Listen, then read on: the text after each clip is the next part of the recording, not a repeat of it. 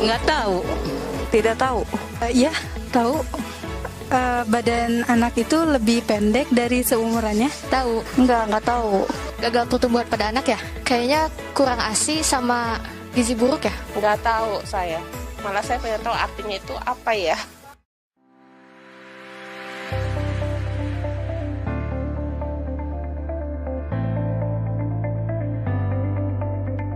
Stunting itu memang pasti pendek, tetapi yang pendek belum tentu stunting. Stunting adalah kegagalan pertumbuhan yang diakibatkan oleh karena adanya gangguan asupan gizi secara kronis ataupun karena penyakit secara kronis. Dan ini terjadinya umumnya di 1000 hari kehidupan pertama, mulai dari konsepsi, pertemuan sel telur dengan sperma sampai dengan anak umur 24 bulan. Oleh karenanya disinilah stunting itu terjadi, dan stunting itu di samping ukurannya pendek, kemudian juga dia perkembangannya, jadi ada kecerdasannya juga, kemampuan berorientasi, merespon lingkungan itu lebih lambat dibandingkan yang tidak stunting. Kemudian yang ketiga, orang-orang yang stunting, yang anak stunting ini besok di hari tuanya itu cenderung mudah kena penyakit kardiovaskuler yang kita kenal dengan cardiovascular disease. Itu adalah bisa tekanan darah tinggi, bisa penyakit jantung koroner atau stroke misalnya begitu, dan juga mudah kena penyakit gangguan metabolik atau yang dikenal dengan metabolic disorder.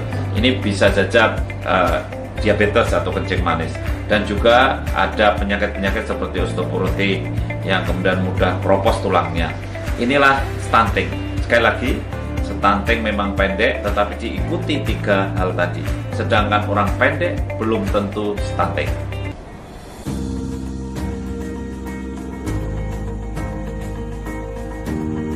Stunting ini disebabkan oleh faktor nutrisi, di mana ada asupan gizi yang kurang dalam jangka panjang.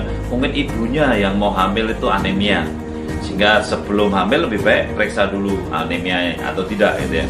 Kemudian selama hamil mungkin asupannya kurang, sehingga akhirnya gizi yang ada pada ibu hamil kurang, dan akhirnya anaknya pertumbuhannya jadi lambat. Juga mungkin ibu hamilnya tidak sehat karena sebab-sebab lain, karena penyakit tertentu, sehingga pertumbuhan janinnya juga tidak sukses, sehingga janinnya lahir dengan ukuran yang lebih kecil daripada normal.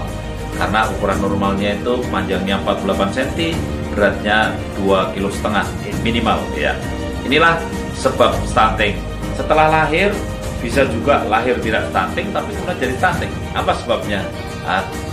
Tidak imunisasi, kemudian lingkungannya kotor, air bersih tidak ada, sehingga akhirnya apa? Mudah kena penyakit. Ada yang kena penyakit TBC, ada yang cacingan, ada yang diare. Dari situlah kemudian anak sakit-sakitan. Karena anak sakit-sakitan tentu pertumbuhannya jadi terganggu dan akhirnya stunting. Gitu.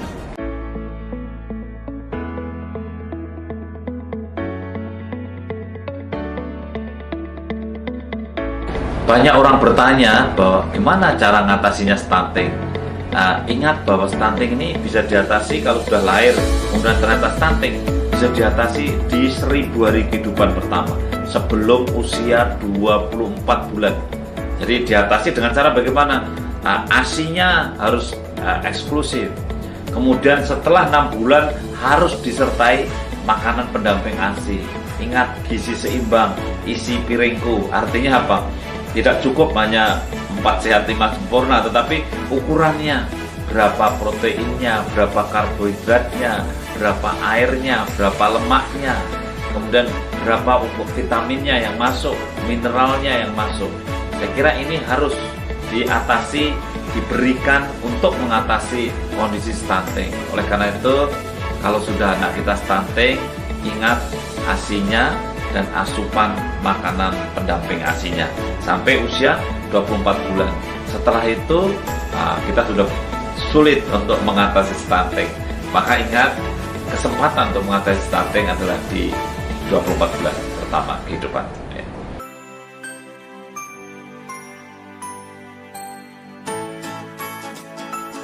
Oleh karenanya pesan saya untuk seluruh masyarakat di Indonesia, mari kita cegah stunting.